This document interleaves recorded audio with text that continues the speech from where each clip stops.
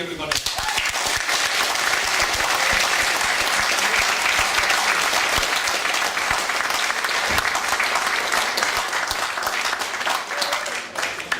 Thank you very much. Lovely to be here with the Birmingham Truthjuice group. Great crowd, and I don't see many empty chairs. Very nice. Yesterday I was in St Anne's and introduced the tour that I'm going to be engaged in the UK for the next month. And I introduced the subject of syncretism. The tour will be called Syncretism, the Science of Life. And each presentation I do will have a different theme. Today's will be the nursery rhymes and the fairy tales. So, and as I go, I've prepared a good 15 to 20 presentations, and some are still being prepared by my niece, and she'll send those forward. That one will be an extensive presentation which will take hours and hours dealing with the holidays. And we will commence where everything starts on March the 21st on the ecliptic, and follow the holidays. And surprise, surprise, you'll see how the ecliptic and the path of the sun influences all of the celebrations and festivals, so-called holidays, along the year. There's probably a good 60 festivals there. So that one's going to be interesting. I have a presentation on the Glastonbury zodiac when we go down to Glastonbury, and uncovered some beautiful little gems.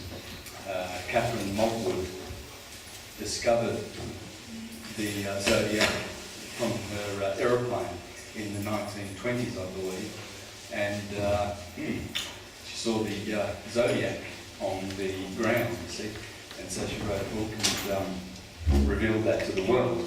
So that's the sort of stuff I'll be presenting. I won't be doing any repeats. I'll be doing astrology. We'll be looking at the facial features and body language and all of that. We'll be learning how to read the chart.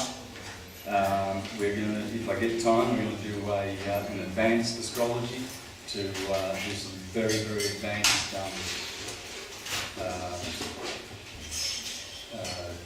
charts and readings for people, not only on the simple terms that most astrologers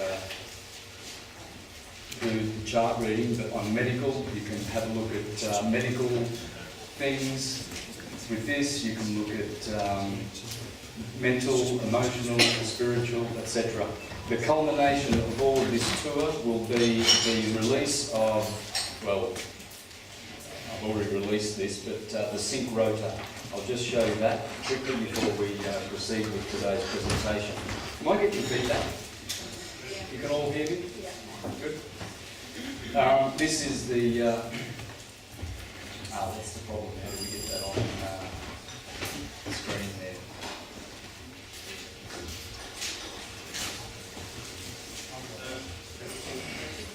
Okay, I've got it.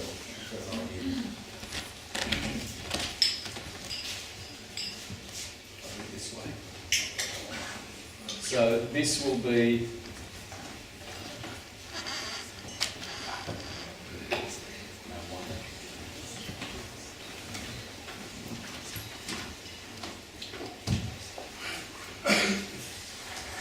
this will be the culmination of the tour if I have a chance to be able to go into this. This is basically all your astrological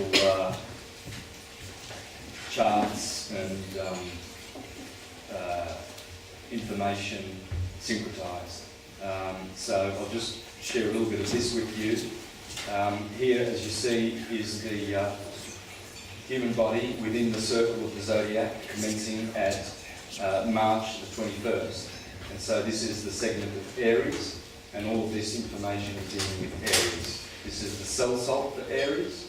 These are the planets that exalt or fall. So in other words, the exaltations and the domiciles. These are the degrees of well degrees, chronic illness, and degrees of fortune. Here we have the rulers of the triplicities by day and by night, the deacons, the bright degrees and the smoky degrees, the dodecatemorions, the masculine and feminine degrees, and then the terms, the Ptolemaic and the Egyptian terms. Now I know if you don't know your astrology, all that went over your heads. But for the astrologers out there, you'll know how valuable this will be because it gives you all the information rather than having to consult many charts. And here we have all the medical information in here and in here.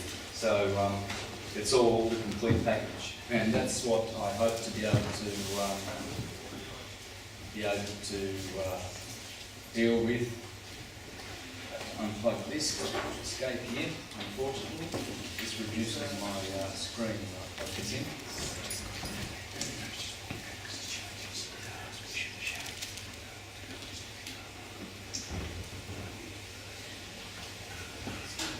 So the nursery rhymes. Nursery rhymes are a part of every culture. We sing these at school and learn them and teach them to our children. Fairy tales, wonderful stories about princes and sleeping beauties and Cinderellas. And we find that throughout the planet this is something that has been a part of culture, along with other more exotic and hang this exotic documents like Gospels and so forth, which teach very, very deep esoteric truths. Whereas you would think that nursery rhymes are simply there just for entertainment and beauty, and the origin is so obscure. So we're going to have a look at some of the most common fairy tales. And most of this information, or the first nursery rhymes I'll be dealing with are from Alistair Crowley's book, Book 4. So he introduced this by saying, every nursery rhyme contains profound magical secrets which are open to everyone who has made a study of the correspondences of the Holy Kabbalah. To puzzle out an imaginary meaning for this nonsense sets one thinking of the mysteries. Notice a few spelling mistakes. This was just done, probably in a hurry, and just ripped straight out of the book. So, one enters into deep contemplation of holy things, and God Himself leads the soul to a real illumination. Hence, also the necessity of incarnation. The soul must descend into all falsity in order to attain all truth. For instance, so let's have a look at some of these very, very common fairy tales. Old Mother Hubbard went to her cupboard to get her poor dog a bone. When she got there, the cupboard was bare, and so the poor dog had none. Who is this ancient and venerable mother of whom it is spoken? Verily, she is none other than Binah, as is evident in the use of the holy letter H, with which her name begins. Nor is she the sterile mother Amma, but the fertile Ama, for within her she bears Vav or Vav, the sun. For the second letter of her name, and R, the penultimate, is the sun, Dickory, the sun, S-O-N. The other three letters of her name, B, A, and D, which are the three paths which join the three supernals. To what cupboard did she go? Even to the most secret caverns of the universe. And who is the dog? Is it not the name of God spelt Kabbalistically backwards? And what is the bone? The bone is the wand, the holy lingam. The complete interpretation of the room is now open. The rhyme is the legend of the murder of Osiris by Typhon.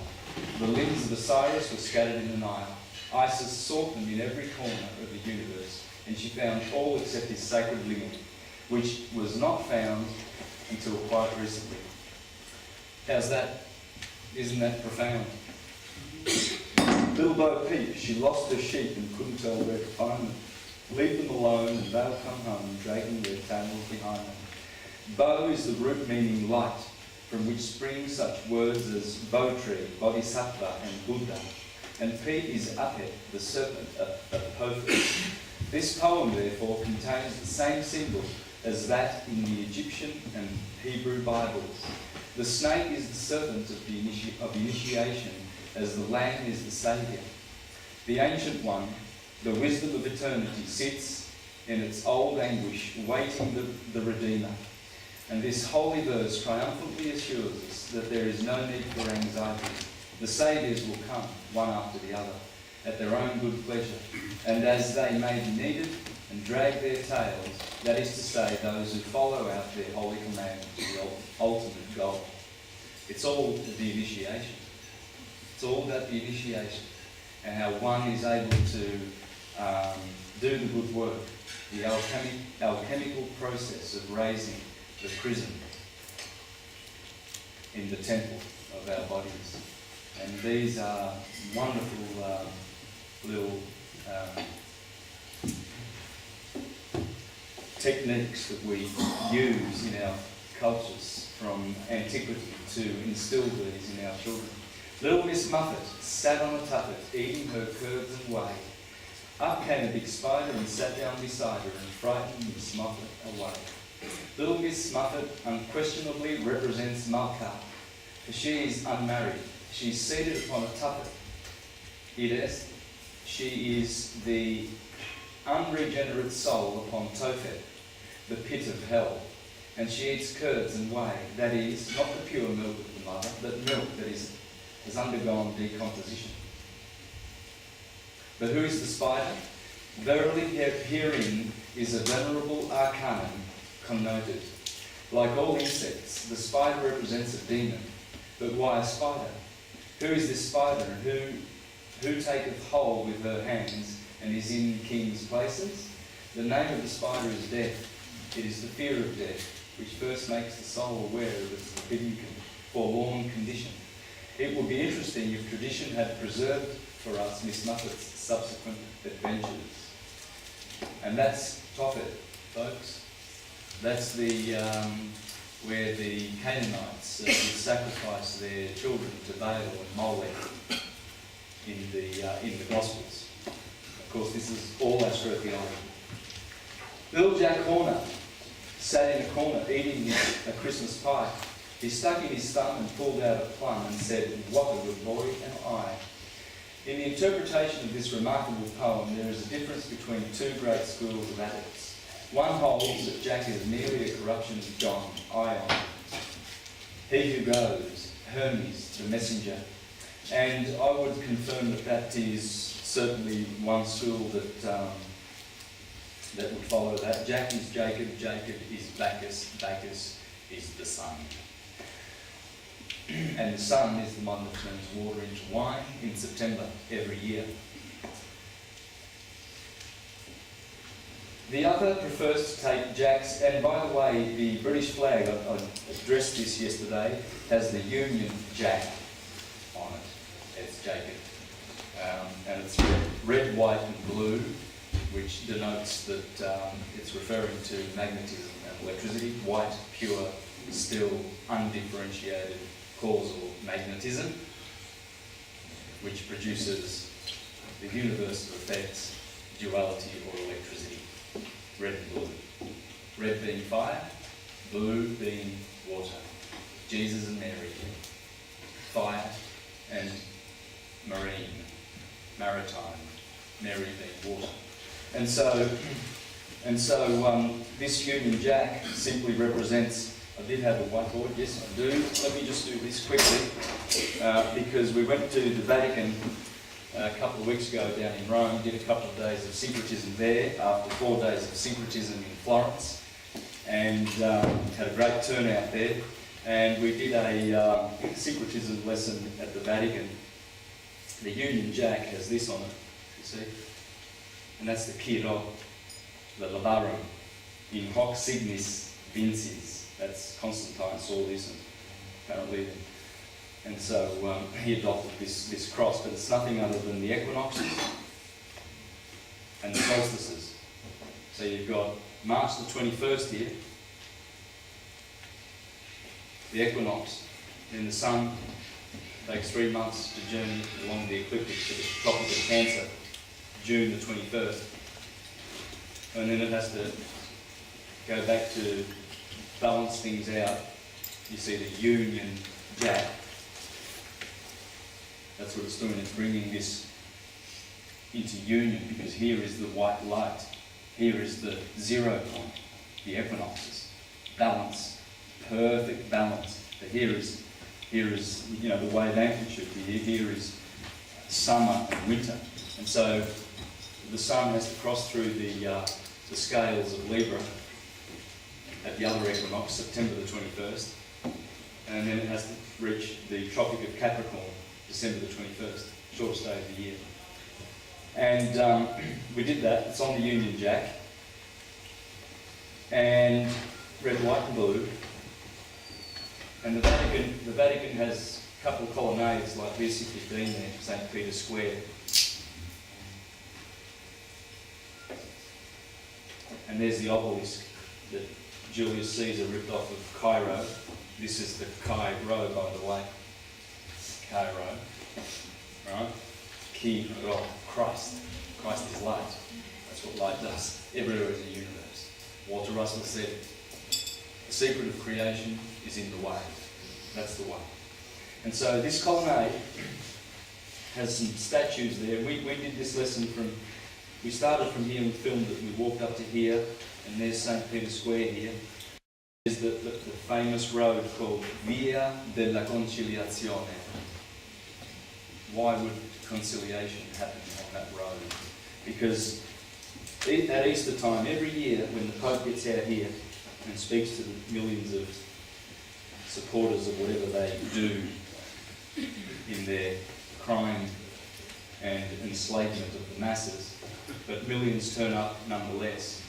And this is Easter, when the sun has hit this point and it has been reconciled.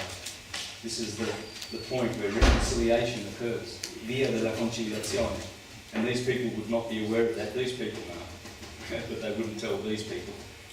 It's handy to get them done. So then the sun comes back and hits this point, and on the morning of March the 21st, at 6 a.m, dawn, sun strikes the obelisk here, and it hits there. And at night, on that very day, it goes along the middle of this road. 3 months later, when the sun's over here in summer, for one day, when the sun rises, at that point on June the 21st, shadow hits the obelisk, the sun hits the obelisk, and the shadow hits this statue here, and casts the shadow along here. And this is the pavement of St. Peter's Square. You can watch this on a 10-minute YouTube video called Christianity Revealed. Christianity Revealed. It's solar, it's pure solar and light worship. And then at night, it casts its shadow over here on that one day. And then when it comes 6 months later, when it's in winter, same thing happens. Shadow. At night, another shadow. And there is Kidon doing his work. The electric force of creation. Christ. Consciousness. And so we see that that's the way, and that's the science of light and how light works. And it's teaching us. All crosses are symbols of this. Jack, be nimble. Jack, be quick. Jack, jump over the candlestick. That's the candlestick. The equinoxes. When Jack, Bacchus, the sun, jumps over there, we rejoice. In fact, that's why I was pointing this out, because Easter happens right here, when the sun is in the east star. And it's in the sign of the Lamb, Aries, the Lamb of God, that saves us from our sins. Because you see, the sun's been in winter for 6 months, and when it hits March the 21st, days get longer and the nights are conquered. So you see, he saves us from that winter. This is cold, there's death here, there's life here. Photosynthesis, vegetation. And so this is why this holy celebration occurs here. And that's going to be, I'm going to present all the holy festivals along the ecliptic to show how it harmonises with all of this science. And there it is, Jacob, Bacchus, Sun, the Union Jack.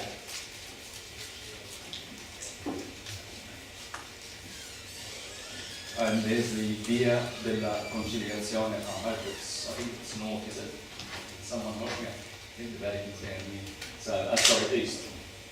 East. This is north. And there's the ecliptic. That's what causes that on the horizon. This happens on the horizon. This happens around the planet as the planet spins round. And here we have March the 21st. And so June the 21st, where the sun is right toward in the northern skies, very, very high up in the Tropic of Cancer. This is the Tropic of Cancer here. It's the Tropic of Capricorn. And when the sun hits the Tropic of Capricorn, it's cold in this hemisphere. So this is the duality of material life. And here we have the glyph of Aries. So the first 30 degrees of the ecliptic belong to Aries. And then Taurus, Gemini, here is Cancer. Cancer, Leo, Virgo. And these are the spring and summer months. And then of course here is September the 21st. And this is right at the middle of the sine wave, 0 point. The balance. This is Libra. The sign of Libra is here. And then we have Scorpio, who bites the sun and betrays the sun, as Judas does in the fall, as the sun falls, and then dies. These four cardinal points are the 4 points of the cross. And as the sun crosses, he crucifies, or gets crucified, as he passes these 4 points. Hence we have 4 Gospels, 4 leaders, 4 seasons, 4 cardinal points. And so as the sun does this, we have what's called good and evil, hot and cold, positive and negative. And this is the balancing point here, the scales of balance. Here, the Jews, in the Jewish tradition, the secular year begins here, the holy year begins here.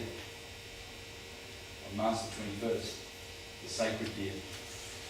Here they have what's called Judgment Day, Rosh Hashanah.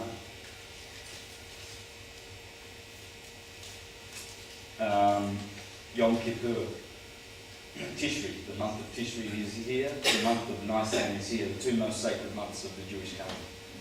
That's when they have the Festival of Tabernacles, this is when they have Pesach.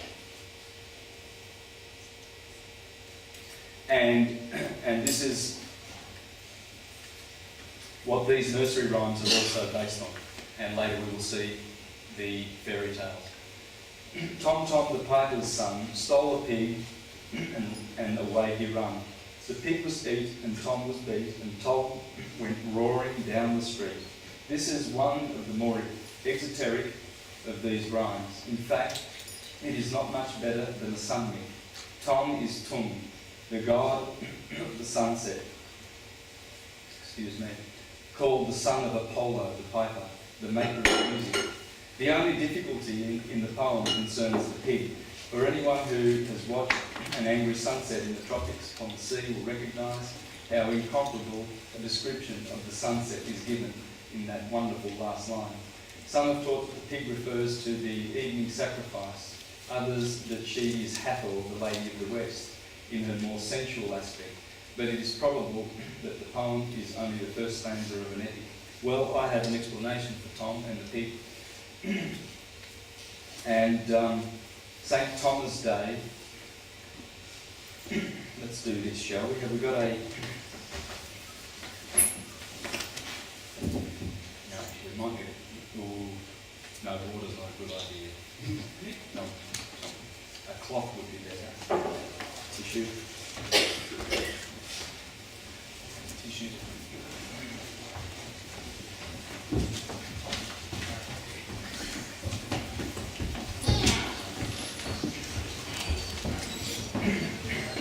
St. Thomas Day is the 21st of December, the solstice. And Thomas is the god that gives us the T of the cross, according to great scholars like Alexander Hislop, who wrote the great tome, The Two Babylons. And he was killed by a hog. So Tammuz, Nimrod, and all those heroes were killed by a hog. So this is who Tom is. And opposite the 21st of December is the Jewish month Tammuz. And that occurs after the June solstice. So that's who Tom is. It's in the wheel of the zodiac.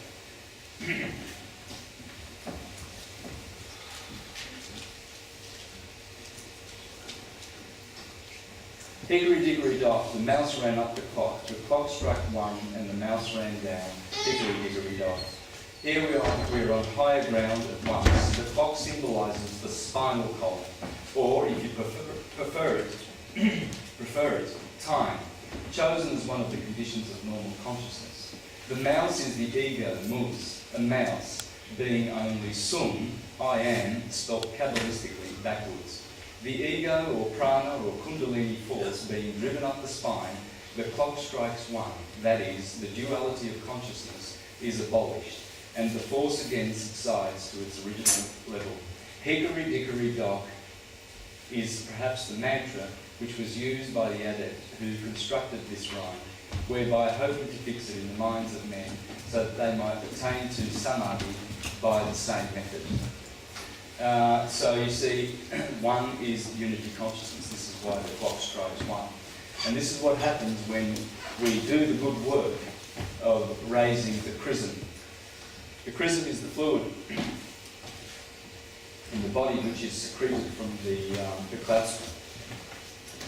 And the claustrum is otherwise known as the holy claustrum, or Santa claustrum, shortened to become Santa Claus. And that chrism, otherwise known as oil, the good oil, which is spoken about in Scripture, the bread, the manna, the soma juice from heaven, the fish, because of the smell of this fluid, the salt of salvation. It has many names, but in biochemistry and biology, it's called chrism. So in your Grey's Anatomy, that's what you'll find it's called. And in the Greek system, it's called Christ, Christo, oil. This is why we have many oil brands that are called Crispus or Christos, or etc., etc., because the oil is the Christ. And you see that the 3 symbols of the sun that most majestically symbolise his work, his yearly work, would be the bread and the wine and the oil. Travelling through Florence was quite interesting because there's only wheat, olives and vineyards, the home of Canty. So everywhere you go, there's those 3, the oil, the bread and the wine. And these are all part of the oil that is in the body of the Temple of Solomon. When that chrism descends, it gets differentiated in the 3rd ventricle. And the pineal gland produces a positive fluid which descends down the pingala. And the pituitary body secretes a negative fluid which descends down the ida. And these arrive at the sacrum. Once a month, when the moon is transiting our solar sign, there is a seed planted in the solar plexus above the sacrum. and it's a psychophysical journey. And this seed is called the Christ in Bethlehem. This is Bethlehem, Virgo. This corresponds with Virgo, and this is also corresponds with September, which is the season of bread. So once this seed is born every month, it has an opportunity to ascend and return back to the third ventricle, the third heaven. And as this happens, these chakras are energized and open, and our consciousness expands. So once it returns as the mouse, the sum, backwards, the I am, ascends, the clock strikes 1, because the oil gets crucified at the top of the, near the pons and the medulla oblongata. There's the vagus nerve crosses. And when the oil crosses, as it's ascending, the Christ, the chrism, gets crucified. And it returns to the third ventricle. Now I'm going to do a whole presentation on this, so I'm just giving you snippets of this. I'm going to elaborate much more deeply on this ancient science that is in our Holy Bibles. The so-called Holy Bible is full of this. It's based on this science of as above, so below. And here we see the chakra systems. We see 4 petals, 6 petals, 10, 12, 16, 96, which add up to 144. Multiplied by 1,000 is 144,000. So in Revelation 14:1, where it says, "And I saw the Lamb of God standing upon Mount Zion." The Lamb is Aries. This is Mount Zion. The cerebrum. Aries is here, Taurus is here, Gemini is the 2 arms. And as you descend down, we find Virgo here, Leo the heart, Cancer the chest. And so the Lamb standing upon Mount Zion with his 144,000 is none other than people, ones who have ascended their chrism. And that's what Hickory Dickory Dock is all about. This is the beast in Revelation with 7 heads and 10 horns, 10 Sephiroth, based on the Sephir chart. Humpty Dumpty sat on a wall. Humpty Dumpty had a great fall. All the king's horses and all the king's men couldn't put Humpty together again. Oh. This is so simple as hardly to require explanation. Humpty Dumpty is, of course, the egg of spirit, and the wall is the abyss. His fall is therefore the descent of spirit into matter. And it is only too painfully familiar to us that all the king's horses and all the king's men cannot restore us to the height. Only the king himself can do that. That's the Christ. But one can hardly comment upon a theme which has been so fruitfully created by Ludovicus Carolus. I've tried to find this guy, but it's very hard to get anything that's not translated from Latin. But obviously Alistair Crowley got a lot of this information from this more ancient writer. And then you see the 3 paths, Daleth, Teth and Pet, in this poem. Peter, Peter, pumpkin eater, had a wife, couldn't keep her. My brother used to get this a lot. His name's Peter, and he used to cop this one. He put her in a peanut shell. I thought it was pumpkin shell. Am I wrong? And that's, yeah. You guys don't have this one? Wow, the others are. Yeah, not this one. Wow. This is early authentic text of the Hinayana school of Buddhism. It is much esteemed even today by the more cultured and devoted followers of that school. The pumpkin is of course a symbol of resurrection, as is familiar to all students of the story of Jonah and the gourd. Peter is therefore the Arat who has put an end to his series of resurrections. That he's called Peter is a reference to the symbolising of Arats as stones in the great wall of the guardians of mankind. His wife, of course, by the usual symbolism, his body, which he could not keep until he put her in a peanut shell the yellow road of the Hickory. Buddha said that if any man became an Arhat, he must either take the vows of a bhikkhu, and that every day or die, and it is this saying of Buddha's that the unknown poet wished to commemorate. Do you have this one? Yeah. Beautiful. Taffy was a welcome. Sorry to have to read these, but I do so want to get these, as much of this information, on video too for the masses, because this is it's just wonderful that we have this rich syncretism. Everything is syncretism. There's no division between fairy tales and nursery rhymes and gospels. They're all dealing with the same subject on different levels. And they're all speaking about life and how life works. This is all about life and how we learn lessons in our path as the soul returns in its transmigration through matter, through the illusion, the experience, the electrical illusion. The universe is magnetic and electric.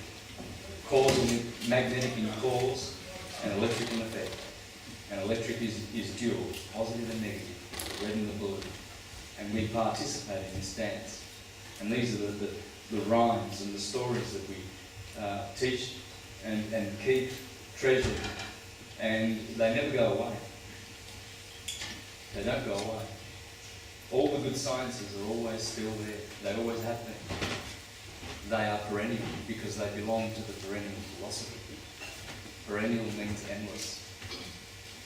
And it's pointless to look for an origin for a point of origin, because these are there, and they just are part of the way the universe thinks. So Taffy was a Welshman. Taffy was a thief. Taffy came to my house and stole a little sweet. I went to Taffy's house. Taffy was in bed. I took a carving knife and cut it off Taffy's head. I'll just leave that for the video and move on, because I've got a lot of stuff. So that's done. Bye, baby Bunting. Daddy's gone hunting. He's gone to get a rabbit skin to wrap my baby Bunting in. Pat a cake, baker's man. Bake me a cake as fast as you can. Pat it and prick it and mark it with P. Bake it in the oven for baby and me. The P is the phallic. Yeah. So, and I'll put this scripture in here. 1 Thessalonians 3:12-13. And may the Lord make you increase and abound in love for one another and for all, just as we abound in love for you. And may God so strengthen your hearts in holiness that you may be blameless before our God and Father, that all the saints of our Lord Jesus Christ with all his saints. And the point of that is because this rhyme talks about the Advent in Thessalonians. You see, we're waiting for the Christ to return in Scripture. We're waiting for the Saviour. The Messiah will come. Yeah. And in church you get taught that that's going to happen vicariously. You can't do it yourself. You can't elevate yourself. You grovel, you see. So Jesus is coming to save us. It's vicarious salvation, whereas this is teaching us the true path. I'll just leave that there for a bit so the camera can get that. And we move on to fairy tales. So, shall we have a break or no? It feels like I've spoken for an hour. I thought you said an hour break. Yeah, 45 minutes. Let's keep going then, yes, if you can. Right, so here are some of the nursery rhymes, fairy tales that we have, that we're very familiar with. Now, I've got a lot of this from Myth and Mythmakers by John Fiske. Great book. And I've actually had to photocopy them from my book, and I hope you don't feel that it's very sacrilegious how I deface my books, but it does help me to remember things. Song of Sixpence. So here's the Song of Sixpence. We'll just go back and have a look at that. You see the gold, the king, the 24 blackbirds, the queen, the moon. Okay, so that's the symbolism there.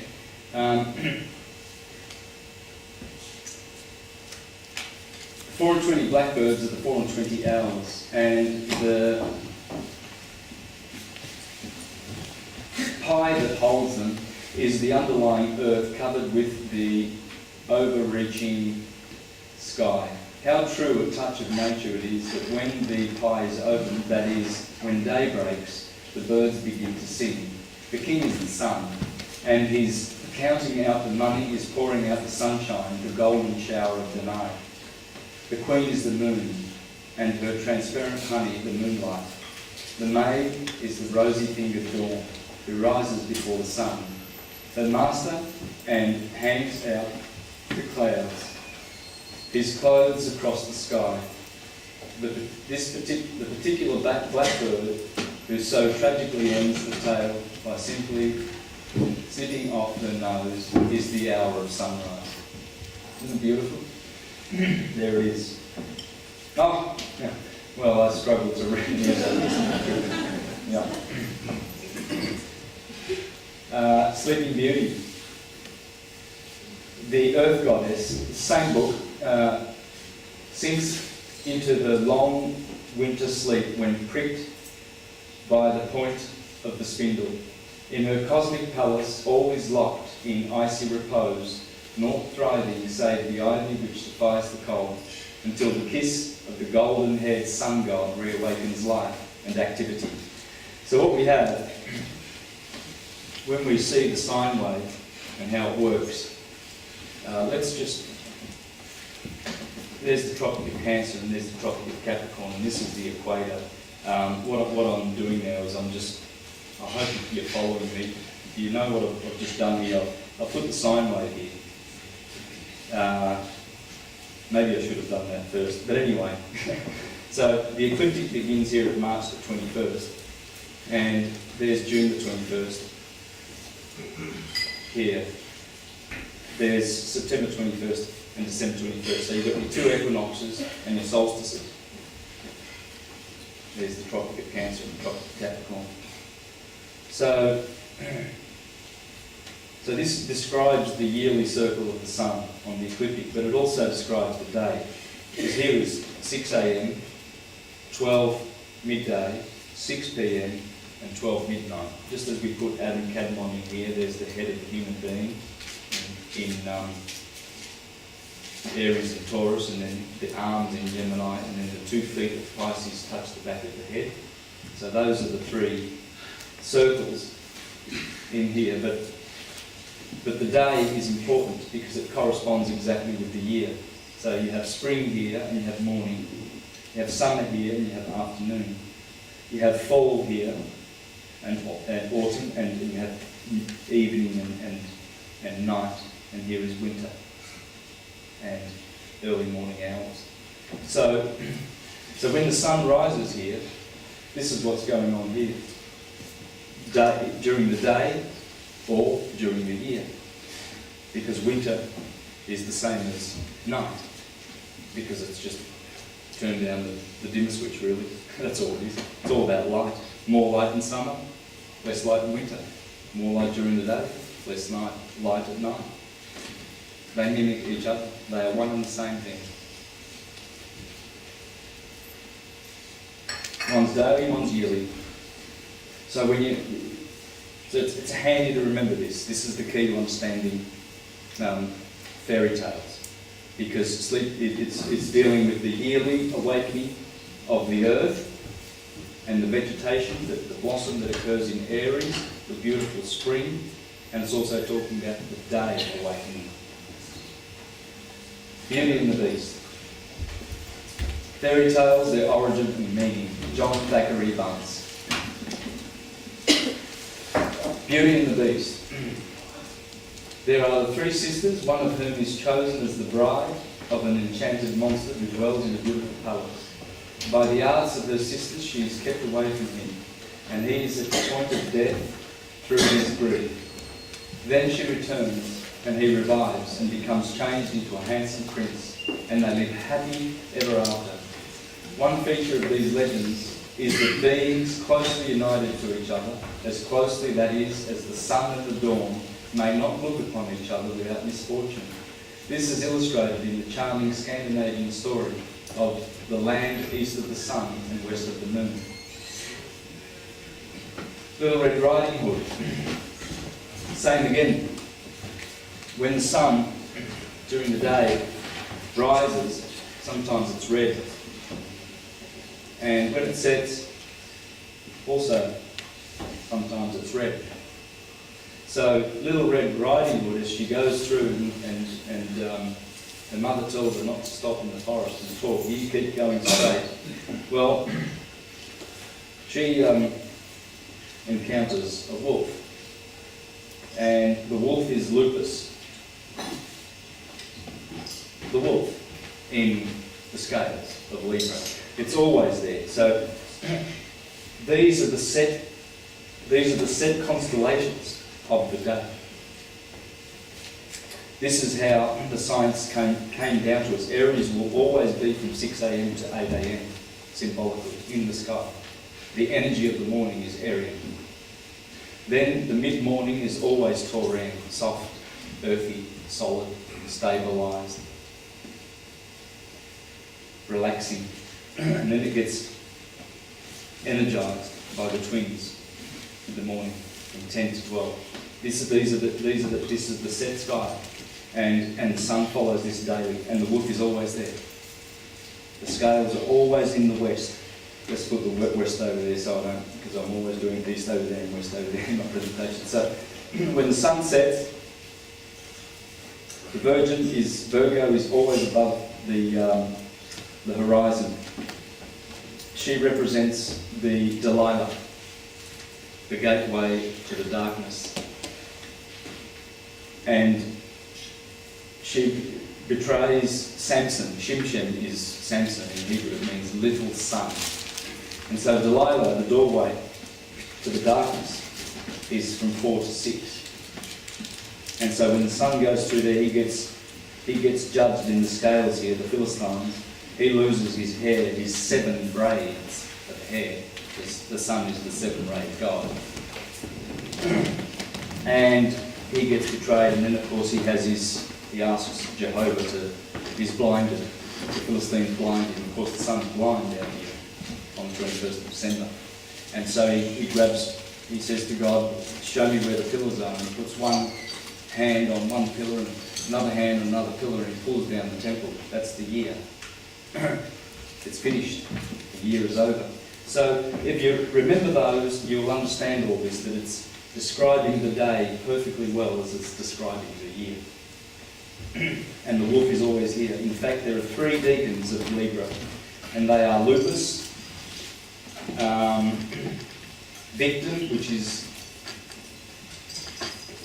Victim, I am, isn't it? Yes. Which is also called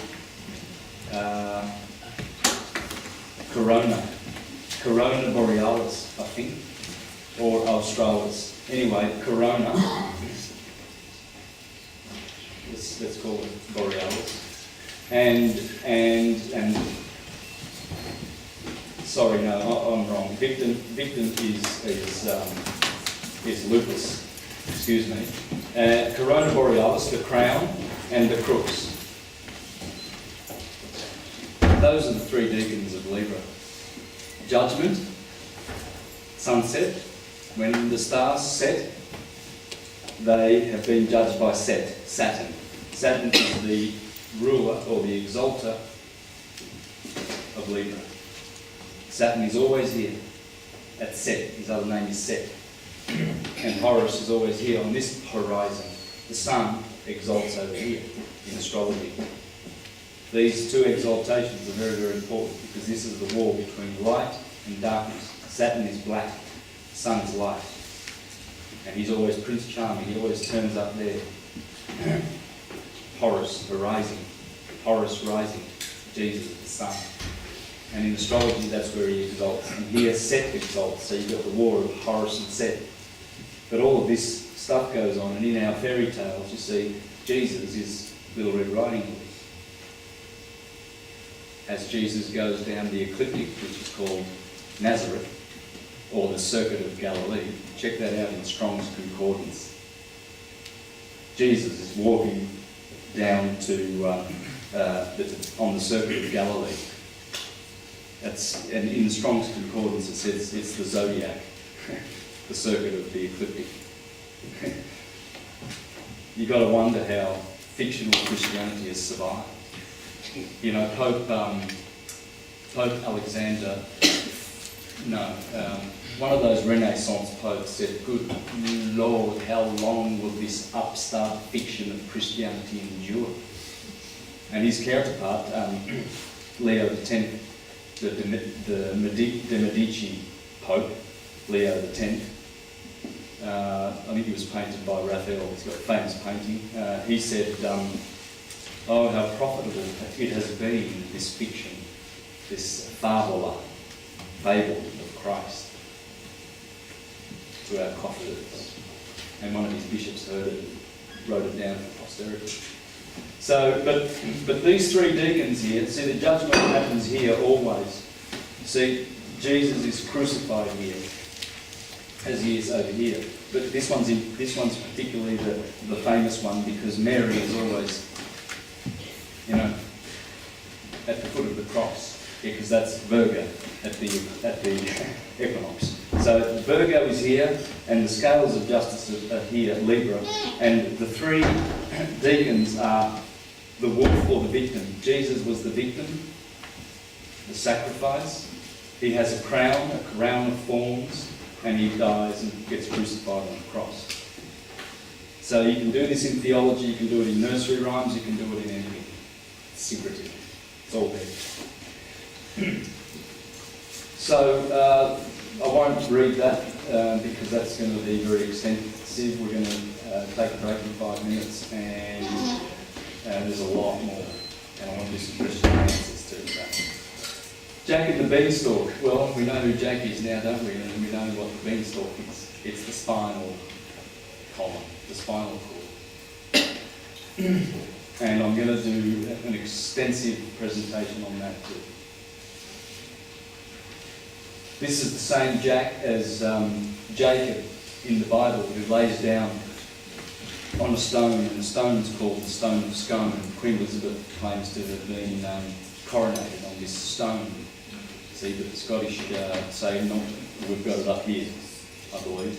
Anyway, but that's an interesting one, because there's a lot of ramifications from this. Of course, this is why they have the Union Jack too, because it's all of this Jack and Jacob stuff. It's the sun. And this Stone of Scone is none other than the sacrum in the 5 fused bones and vertebrae.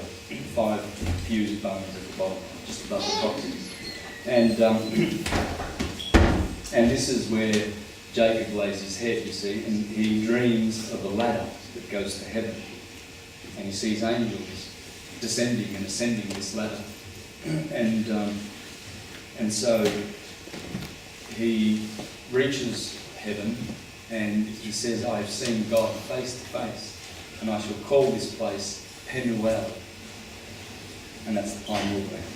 And this is the same thing that Jack and the Beanstalk is dealing with. The seeds.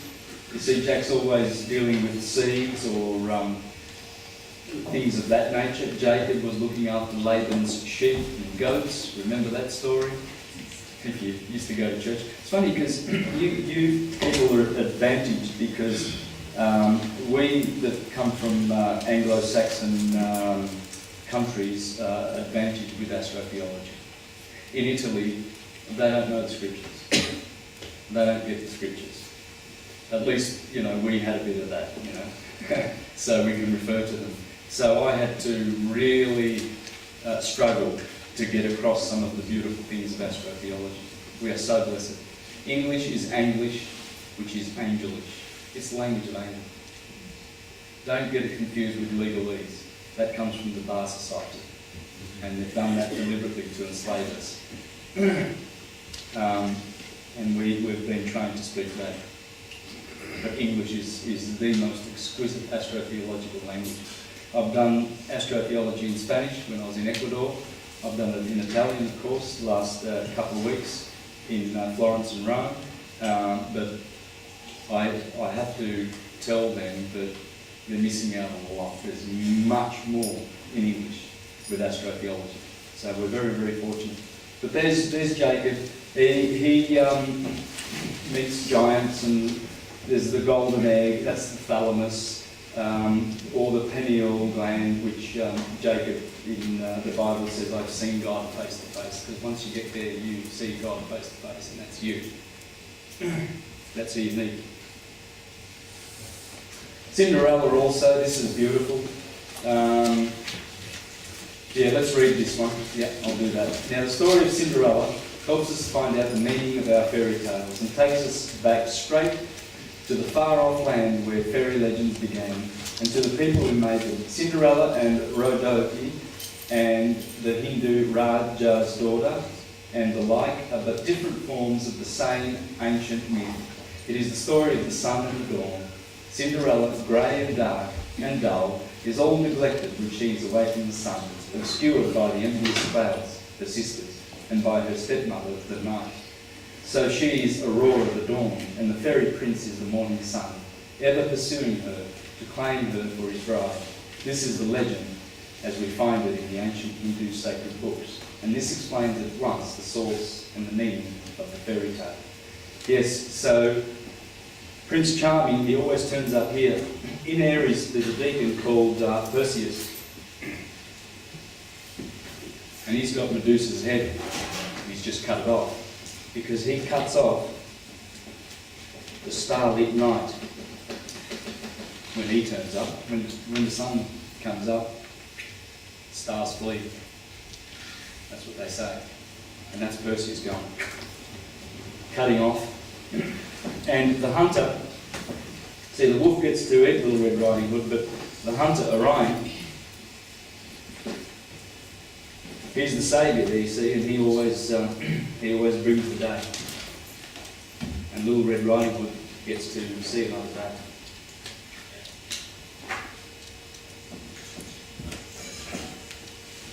Uh, 2 Corinthians 3:6. Who has made us competent to be ministers of a new covenant, not of the letter of the Spirit, for the letter kills, but the Spirit gives life. This scripture indicates that those who take the sacred documents literally are killing themselves. The letter kills. It's the Spirit that lies behind it, because everything has causal origins from the one magnetic light, where there is omniscience, omnipresence, omnipotence, and immortality, and that's our true nature. And so this is where many great thinkers have been led astray and led many others astray, because they follow the linear left brain way of reasoning. They begin from the material effect world and back engineer, and they only reach a certain distance, you see, pretty much like Darwin's theories of evolution. You see, we started in a soup, nothing conscious, nothing at all conscious, but just these forces and stuff, and here we are, after all these things happen, you know. Whereas the great knowers, not the great thinkers, the great knowers, like Walter Russell, teaches that all of this that we see, everything, the seeds of everything that we see in this solar system come from the centre of the sun, from the core of the sun. They are the imaginings of the sun as the universe thinks in the electric world. Thinking is dualistic. Knowing is one. And so as the universe thinks, all seeds and all things that are in this solar system come from the core of the sun and return there as they ascend. And that's in The Secret of Light by Walter Russell. But the natural man receiveth not the things of the Spirit of God, for they are foolishness unto him. Neither can he know them, because they are spiritually discerned. You see, the natural man, meaning the fleshly man, the carnal, left-brained, linear-oriented one. These people are committing sin, because the left brain is sinister, you see. And so when you cross the Red Sea to get into the Promised Land, you cross the Corpus Callosum in the centre. And that's the Israelites returning to the Red Sea. Going through the Red Sea to the Promised Land. And this is, the right hemisphere is the feminine hemisphere, which is non-linear. And simultaneous, this is sequential. And so this is connected to cause. And the controllers of the slave farm that they've created, this corporatocracy, know this, and have kept us here. Education keeps you here, you see. The teachers are trained to dumb down the children by not allowing them to talk from here, because children are always coming from here. Their imaginings and their wonderful things that they see and how they see the world. But they're told to, answer the questions that are given to them. So they're being forced into the right, into the left hemisphere, into the sinister hemisphere. The Gospels are not and never were histories. They are now proven to be cryptic dramas of the spiritual evolution of humanity and of the history of the human soul in its earthly tabernacle of flesh. Alvin Boyd Kuhn, great writer, great writer. Spiritual wisdom is always shadowed forth by some earthly or literal figure. Thus the Bible is spiritual truth, illustrated by literal things. But the world accepts the shadow or literal explanation and knows nothing of the spiritual meaning. So it applies to everything, whether it's a gospel or a nursery rhyme. Here's an example. Bye from now. Thank you. Okay, so here's a good example. And this will be dealt with more extensively in the presentation on the holy days. Nisan 17 is a famous, absolutely the most holy and sacred day of the year. It corresponds to more or less to either March the 21st or March the 25th.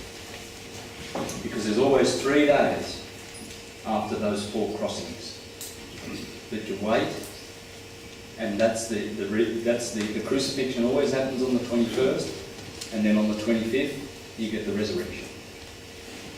For instance, when the sun comes down here and arrives in winter on March the 21st, it gets crucified on the cross. Then on the 25th of December, he starts his journey up again. So the sun's born. It's Christmas Day. Christmas. Over here, on the 21st of December, that corresponds with Nisan 14, this crossing here, more or less. They go by a lunar calendar, so it's always dictated by March the 21st. The 25th of March is the day of the Annunciation, when Gabriel tells Mary that 9 months later you're going to have a child. So obviously he's conceived here on March the 25th. So that's Ladies' Day. The day of the Annunciation. So that's where this is the most sacred, this is the most beautiful portion of the whole, the start, the beginning. Aries, the blossom, the head, the cerebrum, where Ceres is. Cerebrum, cerebellum, Ceres is in the head. Ceres is Isis. And once you work out that cerebra and cerebell make Israel, you know that this is the land of Israel. It's in the head. And it's the 2 brains. So what we've got is that 3-day wait. And that turns out to be, see, Jesus dies on Nisan 14. In fact, the early Christians were called 14thers because they celebrated the commemoration of Jesus on the 14th of Nisan every year. But the 17th is this particular day, and all these things occur. Of course, the Lord Jesus Christ is resurrected, as I said, on Nisan 17. He dies on the 14th, he resurrects on the 17th. Noah's Ark safely rested on Mount Ararat, Nisan 17. Hebrews entered Egypt 430 years before deliverance, Nisan 17. Moses led the Israelites through the parting of the Red Sea, Nisan 17. Day of first fruits. Israel entered and ate the fruits of the promised land, on Nisan 17. The walls of Jericho fall on Nisan 17. The cleansing of the temple by Hezekiah. I remember this when I was a Jehovah's Witness for 20 years. This was one of the great cleansings of the temple. It was sacred, and the Jews celebrate this on Nisan 14. Queen Esther saves the Jews on Nisan 14. Now this is just from the Bible, and all of this stuff happens right here.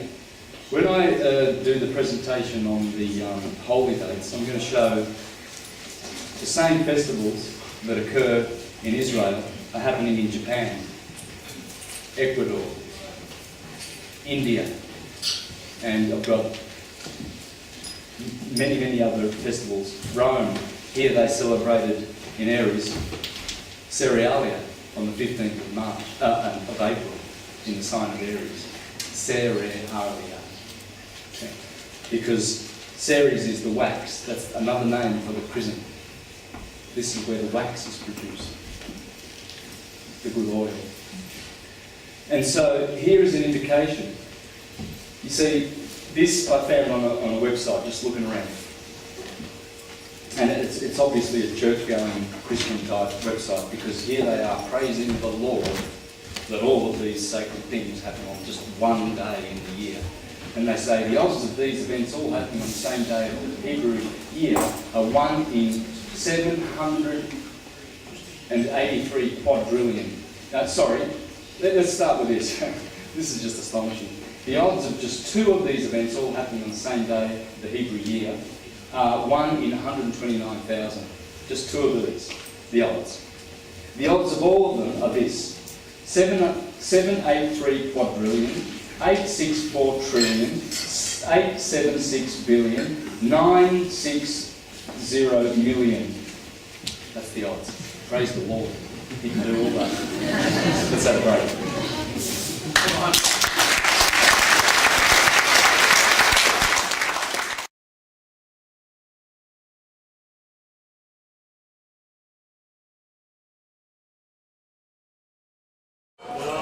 Alright, so what we'll do is we'll just do one more very popular story. This is from Italy, but we all know this story, that's Pinocchio. And we'll see how Pinocchio is transformed from Burattino, a little puppet, to a boy, a real boy. This is the real story, and has a beautiful, rich value for us. It's a beautiful story, and shows the transmigration of the soul from an unconscious human beast to a conscious human being, which is the path that we're on. We're on that path. And it's beautiful how Pinocchio tells the tale, and we're all on that journey that Pinocchio took. And Giovanni Malevolti wrote this about Pinocchio, and I actually just got this off the internet. You can search, put Pinocchio, the esoteric meaning, in Google, and you'll get this. I just ripped it straight off the website. Okay, so, but I wanted to give credit to the website, but I scrolled through the whole presentation, I neglected to put it in. So, but yeah, you can find that, and it's really well done. There's 2 ways of reading Pinocchio: the profane way that a child learns, or the Masonic way, which is heavy and replete with symbolism, according to Giovanni Malevolti. So the movie begins with Geppetto, and he makes a puppet, a marionette, and Geppetto is the demiurge. Who is the demiurge? Well, that's Jehovah, the cosmocrator, the creator, the created creator. Electricity. The demiurgos is the god of creation, the physical matter. Electricity. And it's not the prime creator. The prime creator is the cause of the demiurge. And so this is the demiurge creating man. The lesser god. The demiurge is the lesser god. There's always the two gods, the two lights, magnetism and electricity, cause and effect. And that's how theology treats the subject. You'll find that God is one thing and the Lord is another in the Bible. You often see the Lord. We're talking about the demiurge, the second creator. Manly P. Hall, let's see what he has to say. Out of the pleroma was individualised the demiurgus, the immortal mortal, to whom we are responsible for our physical existence and the suffering we must go through in connection with it. Pleasure and pain in the dualistic world. Pain is just the other side of the coin. So, Geppetto creates this marionette and realises that he needs the help of the greater God to give Pinocchio the divine spark needed in order to become a real boy. In esoteric terms, the illuminated one. To reach the path of illumination by raising the chrism, the wax, the ceres, returning to the cerebrum. In scripture that's Abraham, because Ab means father. And so Abram, the father, is the ram, the cerebrum. He wishes upon a star and asks the greater God, the great architect of the Masons, to infuse Pinocchio with some of its divine essence. The blue fairy, representative of the great God, descends to earth to give Pinocchio the spark of the universal mind, the nous of the Gnostics. It was affirmed by the Gnostic Christians that the redemption of humanity was assured through the descent of nous, universal mind, who was the great spiritual being superior to the demiurgus, and who, entering into the constitution of man, conferred conscious immortality upon the demiurgic fabrications. The fairy confers to Pinocchio the gift of life and free will. Although he is alive, he is not yet a real boy. Mystery schools teach that the real life only starts after illumination. Everything prior to this is nothing but slow decay. When Pinocchio asks, "Am I a real boy?" the fairy replies, "No, Pinocchio. To make Geppetto's wish come true will be entirely up to you. Prove yourself brave, truthful and unselfish, and someday you will be a real boy." This theme of self-reliance and self-improvement is strongly inspired by Gnostic/Mason teachings. Spiritual salvation is something that has to be deserved through self-discipline, self-knowledge and intense willpower. Masons symbolise this process with the allegory of the rough and perfect ashlar. The reference here to Masons is not the Masons that you get kicking around today. They've been subverted. And it's been an ongoing thing over the last few centuries. And they are nothing but a coven of witches today. And, most of them can practice a lot of conspiring with the banks and the controllers, the elite families, the Rothschilds and the Rockefellers and so forth. Masonry is the same as Judaism, is the same as Christianity, is the same as Islam. Islam is the way of ISIS. Islam. And it's all the way of ISIS. Israel, in other words. In speculative Freemasonry, a rough ashlar is an allegory to the uninitiated Freemason prior to his discovering enlightenment. A perfect ashlar is an allegory to a Freemason who, through Masonic education, works to achieve an upstanding life and diligently strives to attain enlightenment. In the Fellowcraft degree, we see the use of the rough and perfect ashlars. The lesson to be learned is that by means of education and the acquirement of knowledge, a man improves the state of his spiritual and moral being. Like man, each rough ashlar begins as an imperfect stone. With education, cultivation and brotherly love, man is shaped into a being which has been tried by the square of virtue and encircled by the compasses of his boundaries, given to us by our Creator. The same way masons represent the process of illumination by the transformation of a rough stone into a smooth one, Pinocchio starts out his journey as a rough piece of wood and will seek to smooth out his edges to finally become a real boy. Nothing is, however, handed out to him. An inner alchemical process needs to take place in order for him to be worthy of illumination. He has to go through life, fight its temptations, and using his concise, embodied by Jiminy Cricket, his conscience, embodied by Jiminy Cricket, he has to find the right path. The first step is to go to school, symbolising knowledge. After that, his temptations rapidly come across Pinocchio's path. I've done that. Yes. Well, I'm going the wrong way.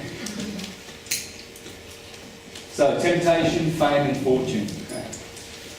These are the great things that are alluring mankind away from this path.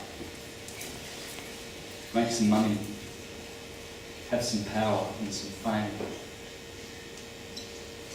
On his way to school, Pinocchio is stopped by Foulfellow the Fox, not a very trustworthy name, and Gideon the Cat, who allure him to the easy road to success, show business. Despite his conscience's warning, the marionette follows the shady characters and is sold to Stromboli, the belligerent puppet show promoter. During his performance, Pinocchio is acquainted with the upsides of the easy road, fame, fortune, and even hot women puppets. Oh, you can't really see that very well, can you? But Pinocchio realises that there's trouble involved. These are really not shown very well, are they? Anyway, this one has Pinocchio with an axe. You can't see the axe. The axe is through his body. And here he is in a cage. A rather grim depiction of show business.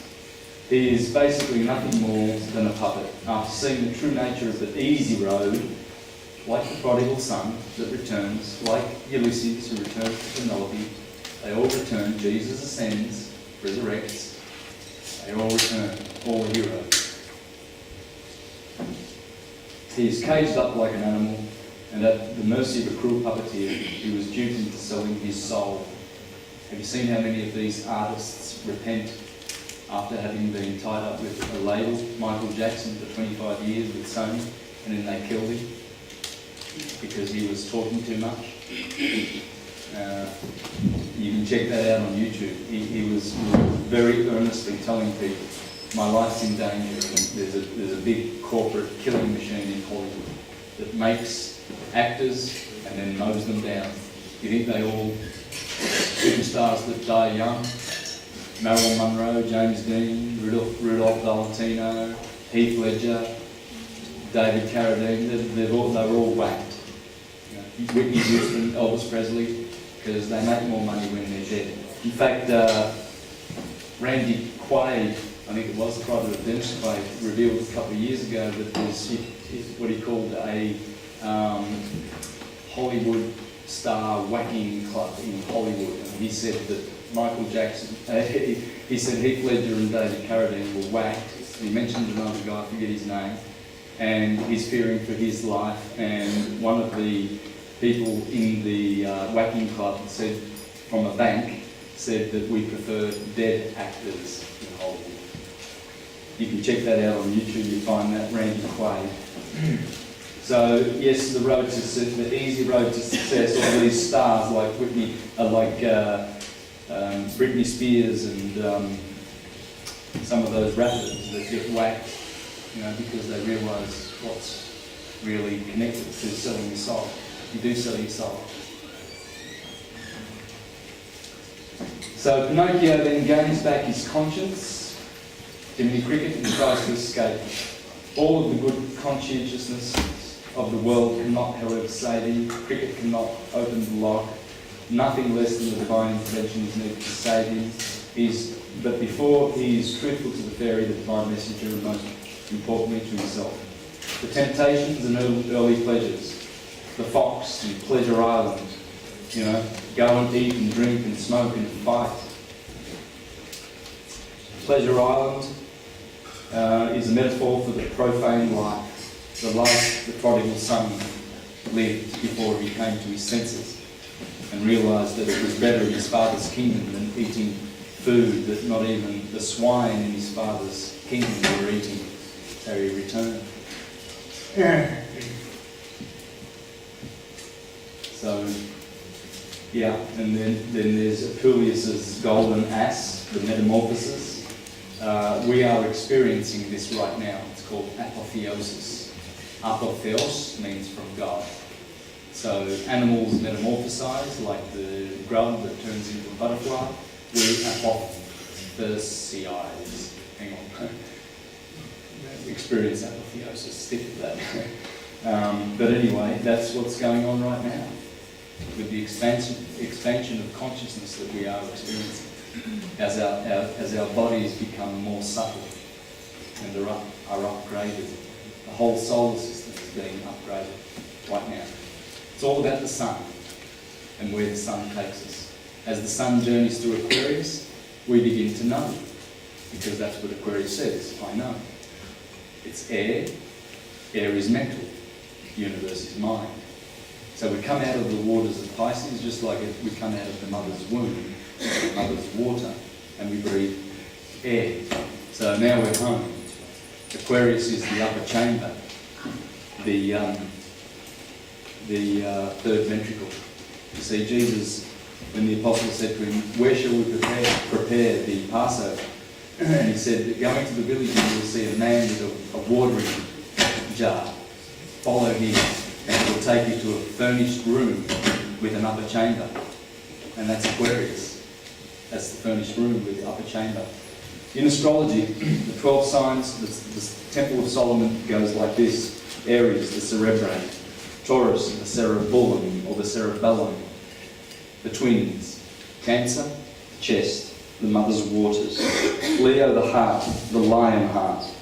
Virgo, the belly, as we discussed before. Kidneys, Libra. Scorpio, the generative system. Sagittarius, the hips, Hippo. The kneecaps, Capricorn. Aquarius, Pisces, the 2 feet. But in the head are the 12 signs. Aries, the forehead. Taurus, the eyebrows and the eyes. The bovine eyes. The nostrils, Gemini. Cancer. The chin, Leo.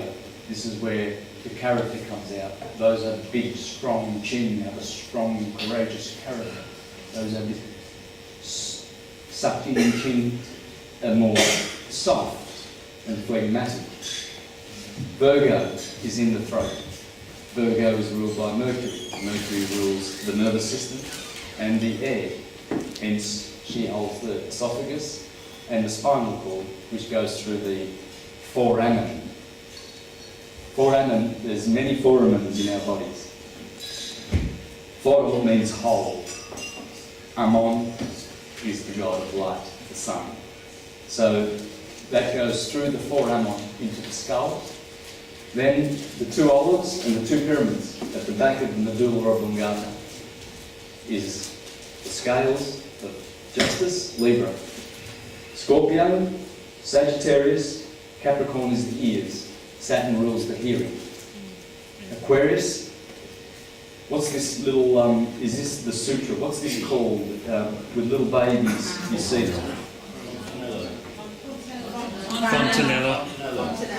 Fontanella. Fontanella, excuse me. That's Aquarius, with his fountain of water. And Pisces is here. So you see,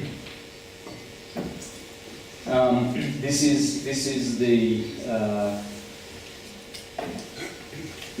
esoteric science that is within us, and so the metamorphosis or the apotheosis is the returning to heaven of the oil, and that is in the head.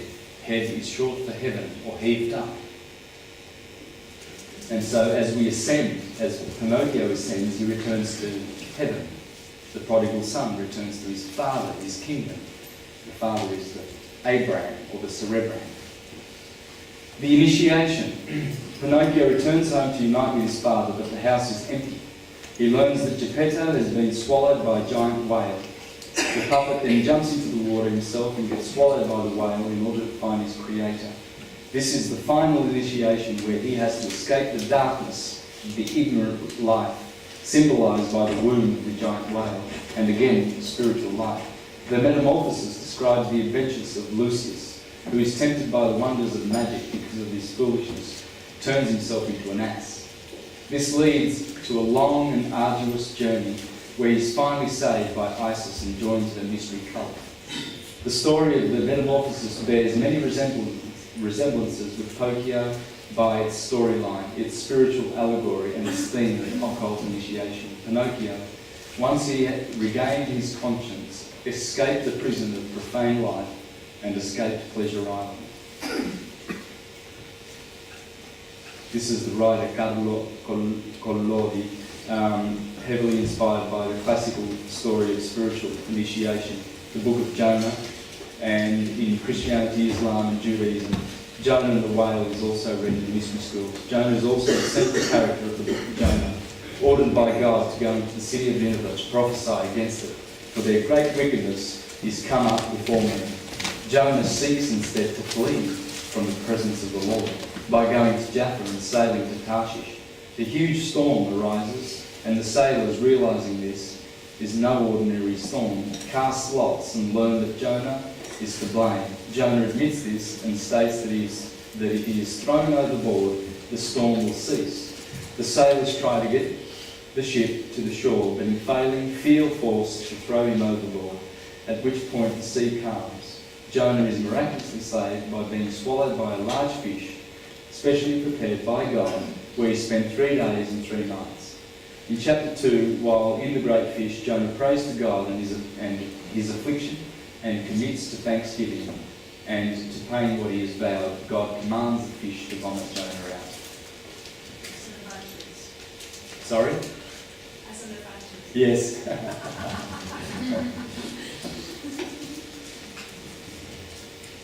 Okay. The belly of the fish, as Christ was 3 days in the tomb. In fact, Christ said that no sign shall be given except the sign of Jonah, who was in the fish for 3 days. It's all about the sun. When the sun gets crucified, it spends 3 days still on the horizon, and it dies. And when the sun, Jesus Christ, the chrism, returns to the optic thalamus and touches the optic thalamus, it remains in the tomb behind the optic thalamus for 3 days. And then activation begins, and all the dormant brain cells are reactivated, and we have illumination. That's why it's so important to keep the body alkalized and to keep this process going. And tithe. Tithe is to send a couple of those seeds up rather than burning them with heavy drinking and heavy eating and all sorts of licentious habits. You see. Moderation is the path of the philosopher, the lover of wisdom. Several church fathers believe that the whale which swallowed Jonah was a symbol of God the Father, who then, when the hapless prophet was thrown overboard, accepted Jonah into his own nature until a place of safety was reached. The story of Jonah is really a legend of initiation into the mysteries, and the great fish represents the darkness of ignorance which engulfs man when he is thrown over the side of the ship. Manly people, the secret teaching of all ages. It's the holy science. It's all it is. It's only one story. And the story is that all of those heroes are archetypes within us. We are Jesus, Humpty Dumpty, Little Red Riding Hood, and King Arthur, all in one. Pinocchio went through the hardships of initiation and came out of the darkness of ignorance. He emerges from the tomb resurrected like Jesus Christ. He is now a real boy, an illuminated man who broke the shackles of material life to embrace his higher self. Jiminy Cricket receives a solid gold badge from the fairy, representing the successive alchemical process of transforming Pinocchio's conscience from a crude metal to gold. This is the alchemical process of raising or transmuting the lead into gold. The lead is in Capricorn, cardinal Earth, and the gold is in Leo. When we go around the zodiac, we've done a round of the zodiac, we've transmuted. The reason why we have days and years is so that the sun on the ecliptic can bathe its light on different parts of our bodies and spirit and mind and soul and grow it as it grows the plants. And as the sun raises the water, as it evaporates, it raises souls, according to the Manly People, just there, in the Secret Teachings of All Ages, talks about that, and Alvin Boyd Kuhn in the book, Who is This King of Glory? The sun is raising everything unto itself. This is why Jesus says, no one can go to the Father except through me, because we cannot ascend back to cause except we go through fire, the sun. And Walter Russell explains it clearly in The Secret of Life.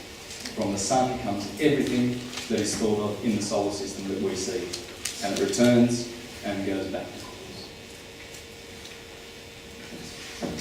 So, in conclusion, seen through the eyes of an initiate, Pinocchio's story, instead of being a series of random adventures, becomes a deeply symbolic spiritual allegory. Details in the movie that are seemingly meaningless suddenly reveal an esoteric truth, or at least a brutally honest social commentary. Inspired by metaphysical classics such as the Metamorphoses and Jonah and the Whale, the story's creator, Carlo Collodi, wrote a modern-day tale of initiation, which is the most important aspect of Masonic life. Although Walt Disney's allegiance to Freemasonry has always been disputed, the choice of this story as the second animated movie ever created by the studio is very telling. Many symbolic details added to the movie manifest a great understanding of the underlying occult meaning of Collodi's book. Considering the numerous re-releases of Pinocchio and its worldwide success, one can say that the entire world has witnessed his path to illumination, but very few fully understand it. When put in relation to other articles on this site, which reveal rather sinister meanings, the story of Pinocchio is an example of the nobler side of occult teachings. Striving to achieve a higher level of spirituality through self-improvement is a universal theme found in most religions. Pinocchio still remains typically Masonic and reveals the philosophical background of those he incarnate.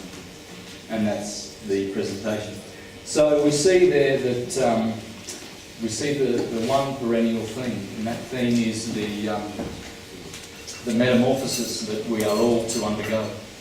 And that is our story, the path of the hero.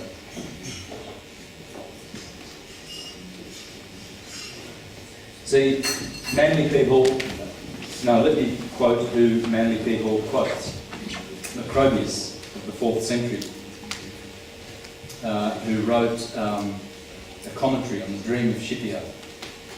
Scipio was the great saviour of Rome. He defeated Hannibal. And so, who was it that received the dream now? Yeah, it was Scipio. And it's the story of the perennial story. And in the commentary, 600 years later, Macrobius speaks about this, and he shows that there are 3 types of heroes: the Jupiterian, the Neptunian, and the Plutonian. And Pythagoras and Plato and the like pertain to the Jupiterian. Jupiter is always the king. Neptune is the hero that saves himself. And Pluto is the hero that we see around us, these sports stars generals of armies and presidents and CEOs and people who are trying to achieve some kind of thing in their life and to be a hero. But they do not necessarily save themselves. And that's the bottom hero. Nonetheless, in the Greek teaching, they teach that there's the soul comes through the mineral, through the plant, through the animal, through the human, then the hero, back to angel and God. And in the Jewish system, they call that mineral, plant, animal, human, Jew, angel, God, because a Jew is nothing but one within. It's not one without. The scriptures tell us this. So, the Jew is the one within, it's the hero. And we can choose to be like Ulysses, who saved himself and pertained to the Neptunian lot, the Neptunian allotment of heroes, as Macrobius says. And he saved himself but couldn't save his friends, because they remained on the island as animals.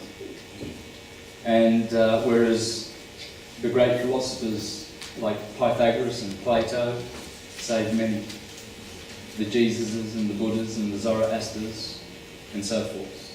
And so this is the great arcane truth that's in the fairy tales and nursery rhymes and the Gospels. And as we go through this tour of presentations, I will be doing most of the biblical characters and lots of astrotheology, and showing how when you focus on this wave, which is the secret of creation, and you understand these 4 points, you begin to see, the astrologers call this the line of truth, the horizon. Sunrise, sunset. The land, the balance. Here you have krios in Greek. Krios, we get words like criticise, critique, to judge. Because according to Firmicus Maternus, the great astrologer, krios judges. He sits on the equinox and he judges between darkness and light. And so he is the judge. This is why judges wear the pharaonic lamb's wool when they sit in court, the barristers and the like, because they're judging, they're krios, the lamb. And on top of the courthouse you'll see the scales of justice, because this is the ecclesiastical axis, this is the political axis, this is the king, and this is this is the priest, and this is the king. This is how we become kings and priests. That's what we're here for, you see.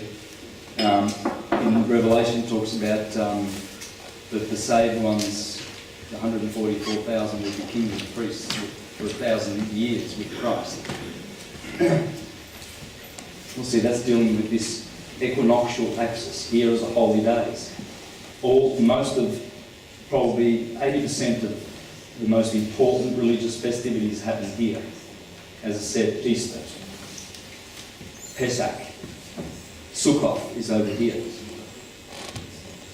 And the scales of balance denote justice. Venus is the ruler of Libra. And that's Venus blindfolded on top of the courtrooms with the scales of balance, while Krios in the courtroom is wearing the lamb's wool. Judgment, the line of truth. And this is the political axis. And just a side note before I finish, interesting that Uranus is now in Aries, that very, very ecclesiastical sign, that holy sign, and Pluto is in Capricorn, and they are forming 7 squares for the next couple of years. I think we're in the 3rd square. This is an angle in astrology. This is 90 degrees. It forms a square. So if you've got 4 planets like that, it makes a square or a grand cross. Right?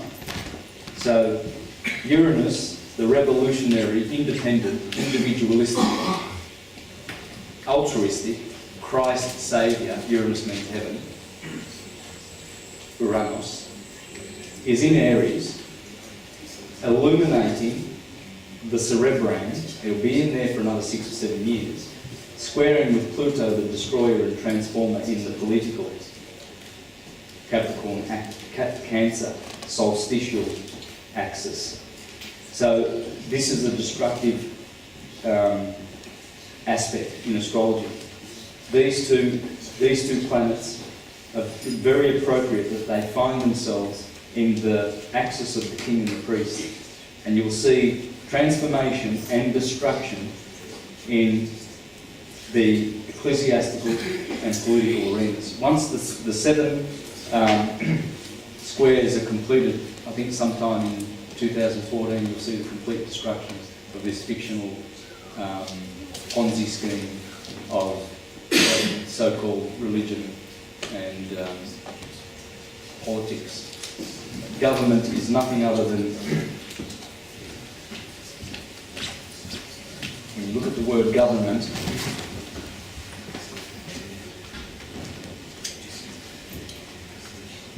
the mental government is a body who governs the mind. The mental. The mind is the spirit. This is a very, very, very insidious institution that has to be dealt with. And that's what syncretism is here for, to teach us the process of ascension and self-determination and responsibility, and to rein this system in, because we see that this is a very destructive form of society, and so it's up to us. And hopefully the nursery rhymes and fairy tales have encouraged us to give us a reminder of this process, that we are here to do what Pinocchio did, what Little Red Riding Hood did, Cinderella, Prince Charming, Jesus Christ, Humpty Dumpty, and only the king can put Humpty Dumpty together again. Humpty Dumpty is the cosmic egg.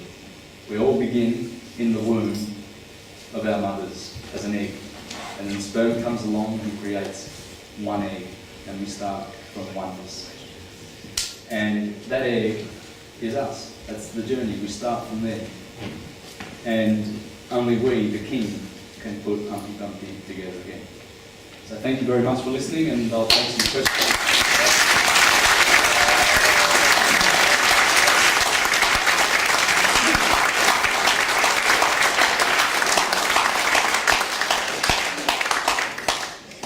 I think it's a magnificent night, and as I said, I'm honoured to have had Santos here, and I'm truly grateful you all came to support it. We've got like about 15 or 20 minutes, so this has been like a quick skate through one small aspect of the synchronicity and syncretism as a story. And as I said, this is really just a cipher, you know. So once you see a cipher, it sort of gives you a language to decipher all of them sort of different stories and myths we've all had. So if there are any questions, I'll be delighted to have a. You might have to stand up and enunciate if you can. When's the workshop, Andy? The workshop is Sunday the 18th at 12 o'clock till 5 o'clock here. And then we'll do a bit of birth charts and maybe a bit more astrology and a bit more just have a bit of dinner. And it's a daytime, we go watch a bit of cricket. So we've got the place in 5 hours. I text 120 people every week. So if you want to give me your text, mobile number or email, we contact 500 emails, 120 text messages, and we Facebook everybody. And if you're doing an event, we'll promote that as well. But I'm keen to get a few questions. We have got a microphone, which I will run around. I just wanted you to, if you don't mind, elaborate on what you mean by syncretism. Syncretism. A lot of people confuse that with synchronicity. Very similar. But syncretism, I did show this yesterday, and I would like to show this today. It's not new. It unites rather than divides philosophies, religions, sciences, etc. It unites everything. It syncs everything together. The modus operandi of this gang is to divide and conquer. syncretism will destroy the work of this enemy of freedom, because it's our original perennial philosophy. It's called the Prisca Theologia, the ancient theology. It wasn't invented, it is. It's the arcanum. Arc has the word of arc, degrees of arc, because it all comes from light. And if you don't know how to study light and the degrees of light and how it affects everything, then you don't know the origin of who we are, produced by light. So I just want to show quickly here. I'm going to try and do this, please. Is that when we get numbers in a row? Is that when we... Yeah, this is what I want to show you just quickly, and I'll take the next question. Is that when we get numbers in a row a lot of the time? Numbers in a row. You mean like numbers that keep turning up? 3, 3, 3, Yeah. 4, 4, 4, is that what? Well, obviously these numbers have always been there, right? And there wasn't much talk about it 10 years ago. You never heard people say, hey, I keep seeing 1, 1, 1, 1 on my watch. Every time I look at the watch, there's this amazing array of numbers, you know. They were always there. And clocks were always doing that, but we weren't sinking in with it, you see. So is that like the diamond, like for the lines was based on the diamond, and that's what was being 1, 1, 1? I'm not sure I follow what you're trying to say, but I would say that we are... Prism.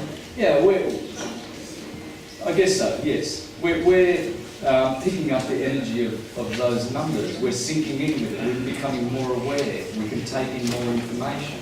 We're more conscious of our surroundings.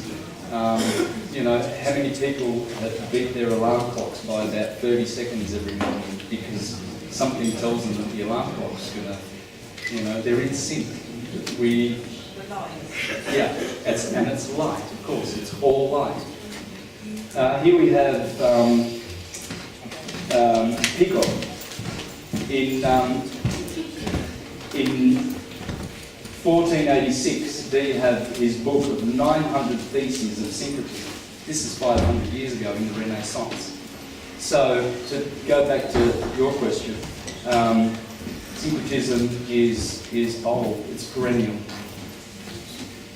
you think the tribal traditions deserve a lot of what is, you know, the kind of unpolluted religious philosophies? Absolutely. This is why when the Vatican-backed conquistadors went conquering the newfound lands, they made sure they defaced all those temples and destroyed them, and decapitated a great culture. They were light knowers. When I went to Ecuador 2 months ago, I went to the temple of the sun in the middle of the earth. They call it La Mitad del Mundo. And I walked on the equator. And in the temple, Cristobal explained to me what the sundial does. Cristobal rebuilt the temple. You can go there, it's a museum, and we had it all to ourselves. We filmed Cristobal explaining how the temple works, but in the middle of the temple, which is round, it's a round temple like this, and there's a sundial there. The sundial is rectangular. Like that. And I saw a similar sundial like this. There's a stick sticking out of here. Just like that. Just like that. And this is in line with the equator. And this is east and this is west. So when the sun comes up in the morning, and it comes to 12 o'clock, shadows cast, and this is 12 o'clock.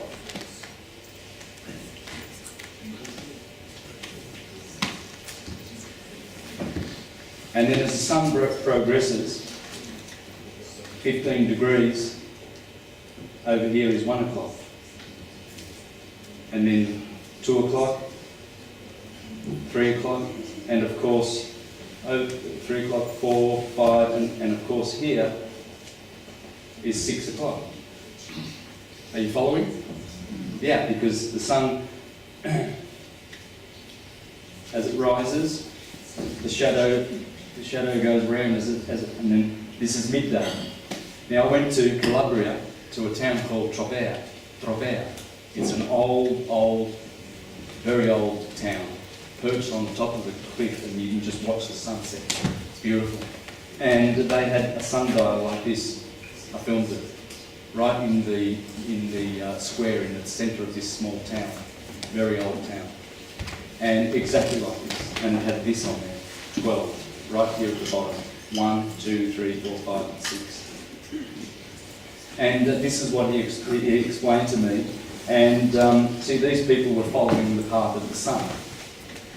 And what Cristobal explained to me also was that as we did our March 21st over here, June, September, December, they also base all of their sacred celebrations on those cardinal points. Here they have Paukaremi. That's Pascha. That's Peshach. Easter. Paukaremi, Intiremi, Kuyaremi, and Kapachremi. And that's it. Raimi is festival. Ra. Because of course, Ra is always the centre of all of our attention. Excuse me. How much force would be needed with the synchronisms that you mentioned and discussions like this today? Would it take to oppose such the other forces? I don't know what in quantity, but I mean, how much? You see, 2014 is going to be the time when it takes difference and destruct the system that's already in place, but is it a matter of time or is it a matter of force? Well, the destruction of the old Rome that has been ruling for a couple of thousand years, a kingdom of ideas, has already taken place. Everything has been initiated and started. Think about when the Pope retired in the morning, and he said that he could not continue his Patrine ministry. Patrine is in reference to Jupiter. And he has been, that Pope has been in ruling over Rome for 2,000 years, the age of Pisces. Pisces, the ruler of Pisces is Jupiter. So now we have a Jesuit Pope, black, Saturn, because Saturn is the ruler of Aquarius. So the Patrine ministry is finished. That whole order of things, Jupiter is capitalism. Capitalism is over. It's had its day. The consort of Jupiter is Juno. Juno prints the money that is the foundation of capitalism. Yeah, and so they know this, and this is why 6 hours to the minute, that day when Pope Benedict resigned, at 5:59 in the afternoon, there was a thunderbolt from Jupiter that hit the Vatican. You can check that out on February the 11th. And it's funny because it was 91 days, I believe, to the day when Mussolini signed the Concordant of the Vatican. Or 71 days. It was 1929, yes. 92, whatever. But anyway, it was to the day, February 11th in 1929. And that's very significant. So the changing of the guard has happened. It was very symbolic, most people missed it. But lightning only comes from Jupiter, Zeus. He holds the thunderbolt. So they both retired on the same day. As above, so below. Yeah. And that's the symbolism. That's how you should see it. It's all astrotheology. They know it. And they're rubbing it in our noses and giving us the literal Ponzi scheme of Jesus, the vicarious salvation. Whereas they know that we should be honourably and responsibly doing this process ourselves and looking after our temples. Have you anything on Hayden's of it? I'll have to look at that one. Yeah, can you share some insights on it? That's as far as I know. 8 people did all the cats in the carriage on the room. Yeah. The little boy laughed to see such fun and the dishpan away from his food.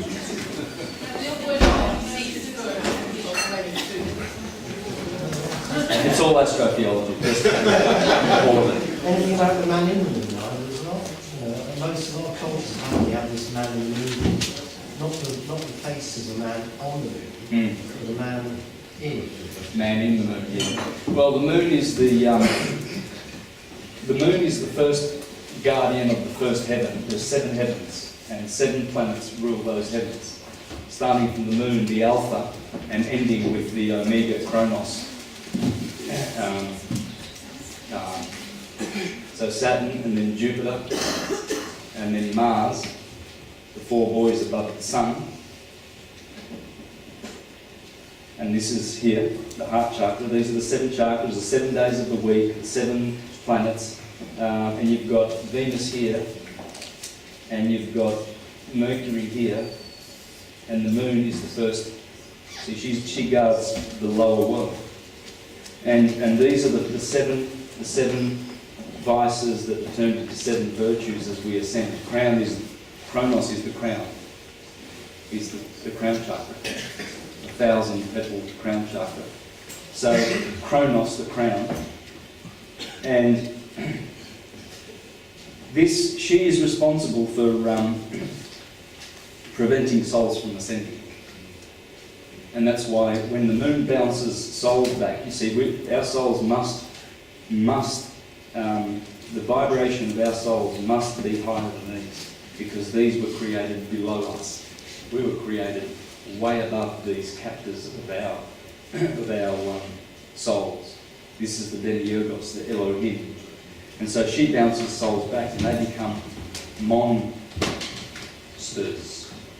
You see people who go around killing and doing stuff like that because they didn't, past life, they just didn't get past the moon. So the moon bounces them back. So that's Circe. Circe, or Kirke, who turns Ulysses' men into swine. Church, yeah, the church. The moon is the church, the Holy Mother Church. It's the church. But the church that captures souls, that's what the Vatican is all about. Through the Santos UK accounts, controlling our minds, our bodies and our souls, baptising us with birth certificates. We're all baptised Catholics. Got birth certificates. That's how it works. And they also become demons, deities of the moon. You see, why do we call these boys a demon? Oh, he's just a monster, what he did. Because if we can't get to the man in the moon, the rishis teach that this is where we ascend to, the moon, and there's a race of beings on the moon. And that's where they come from, and that's where they return. That's where the rishis go. The Hindus. Yeah.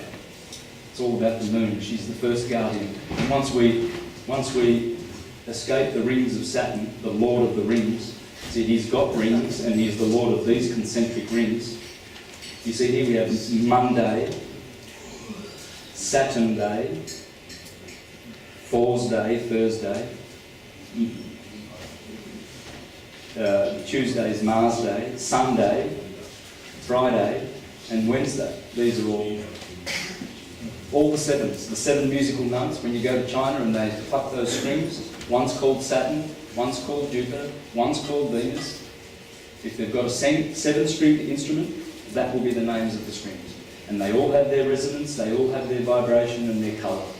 They all reflect the light, pure white light, which is differentiated here. In here is the pure white light. As the great Italian genius Pierluigi Gina said, in the centre of the sun is a heart that beats at the same rate as ours. And he studied with Marconi for 10 years. He died about 15 years ago, and you can see him speaking in Italian, translated in English, speaking about all his life he's devoted to the sun. And he says there's a heart in the sun. And he's a free energy person, and he's known to be as great as Tesla. He has made anti-seismic machines. All he does is he sends in northern Italy, he was sending a release valve down into the crust of the earth, because he just says if you can stop earthquakes, just release the gas in the crust of the earth. That's all you got to do. And he was just doing that and stopping. And he was actually, you see him changing the weather with one of his machines. And he shows them, you can see it, there's clouds and then the clouds go away. He's a great man. And this is the white light, and these are the refractors of that light. These are the bride of Jesus. Because these reflect negative light. This is positive light. By the time the sun's light reaches us and it crosses the equator between the earth and the sun, it changes from negative to positive light. And we receive positive light. The sun's cold. The sun is cold, it's hollow, it's not hot. You see what happens when you listen to this brain? We're being educated that it's a hot place, and in the core there's hydrogen compressing, hydrogen a gazillion a second, gazillion tons a second, and that's turning into helium, and then helium into more grosser elements. That's a crock. It's the magnetic cause of that electric light of the sun is in the centre of the sun, 0 point. Everything is in the stillness. Everything comes from nothing, from the emptiness, from the nowhere and from the everywhere. Because magnetic light, still undivided magnetic light, is everywhere. It's omnipresent. And that's who we are. And we manifest from that stillness. Anyway. I answer the question. Sorry, I've got another quick one. Just thinking about the right angle that you said between Pluto and the other planet and the change that's coming to 2014. Does that kind of put in my mind that there's a kind of slightly dystopian idea of the change? It's going to be tough, it's going to be difficult river. I was wondering how that ties in with the grand sextile that we've just experienced, which is very feminine energy, going through, which gave me a very positive view of the change. And it's obvious that there's change going on. We have to read the paper every day to see that. So I was just wondering how you might tie those two together and how you might, how they blend. Thank you. They tie in quite well. The grand sextile, or the Star of David, which happened on July the 29th, was very significant. As you said, feminine energy, the sextile is the energy of Venus.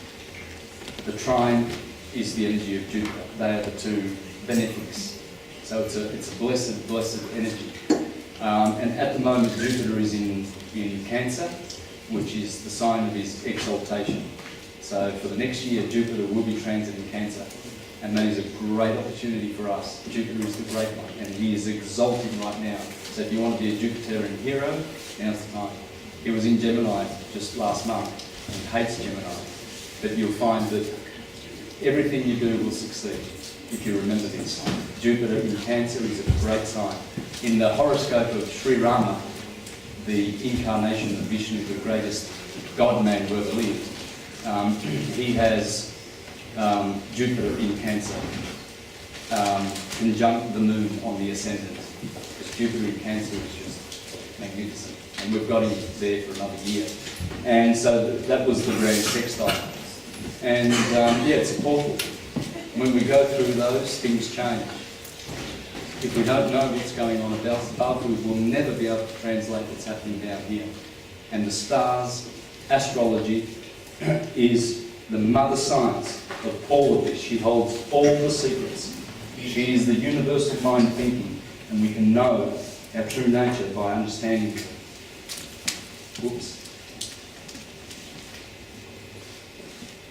Astro is stars, is light, is God. Whoops, that's an O. Logi is logos, is the Word. If you want to know the Word of God, you have to know astrology. And in India, Hindu astrology or Vedic astrology that's incorrect to call it that. It's Jyotish. And that is, they define that as the science of light. That's how they call it. So in the West, we're saying it's from the devil and it's a pseudo-science. And in the East, they haven't been corrupted. They know it's the science of light. And it's syncretism, the science of light. It's all about light. Everything is light. There is nothing that is not produced by light.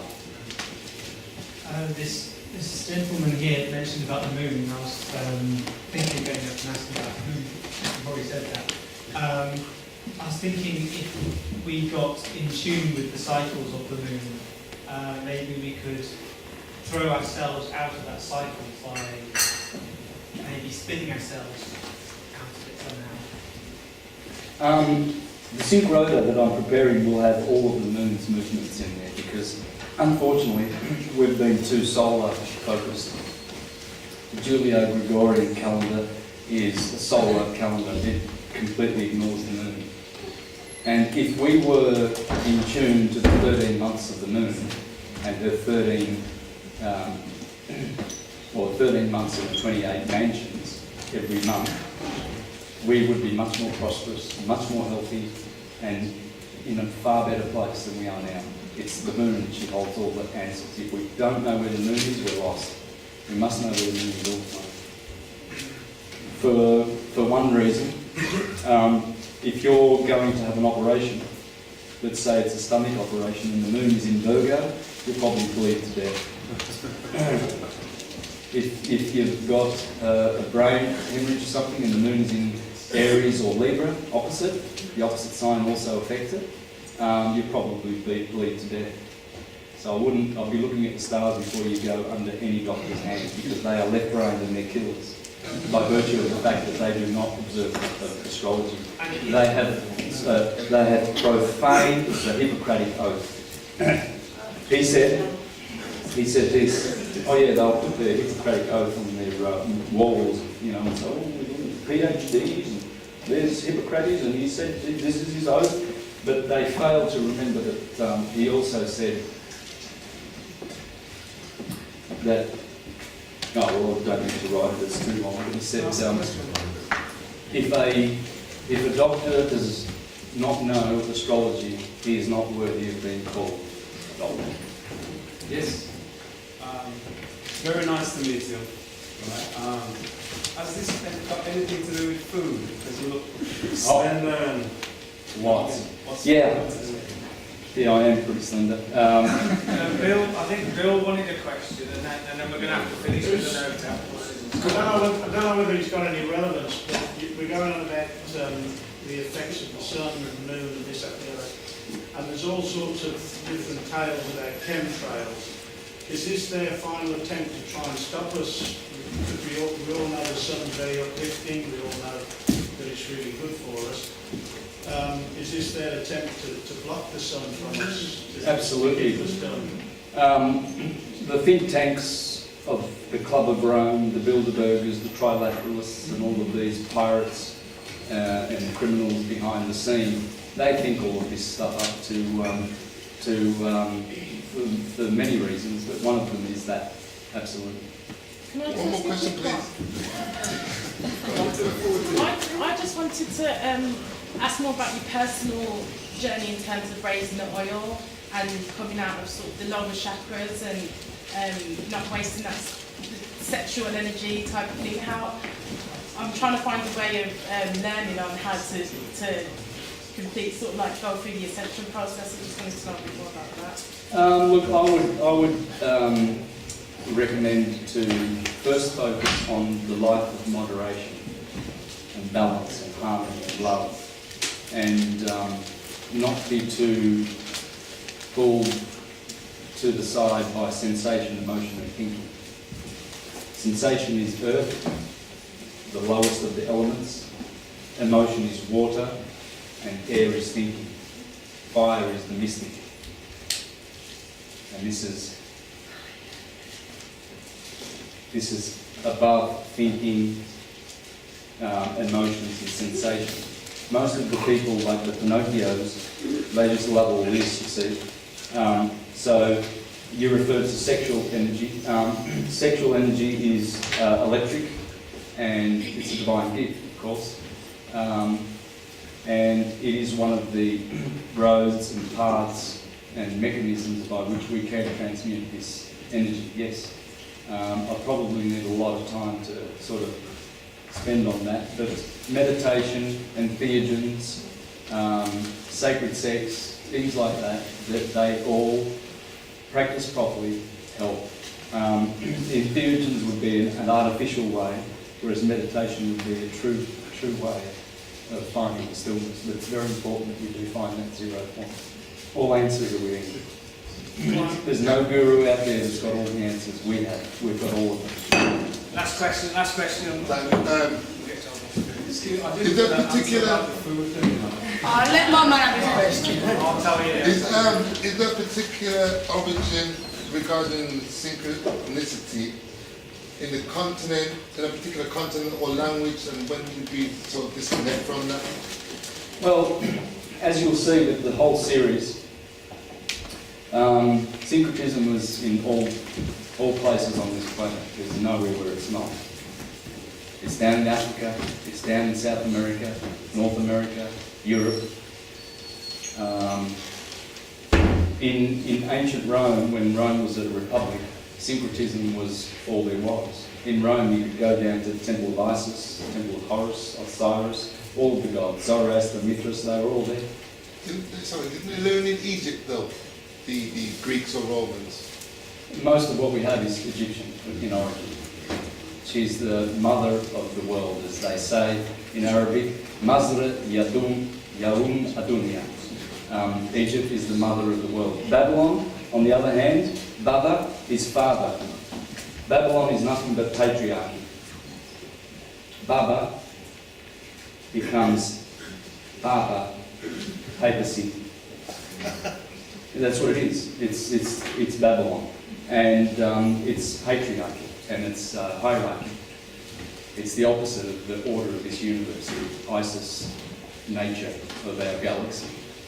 It's opposite, and you know, it's a Ponzi scheme to keep us enslaved.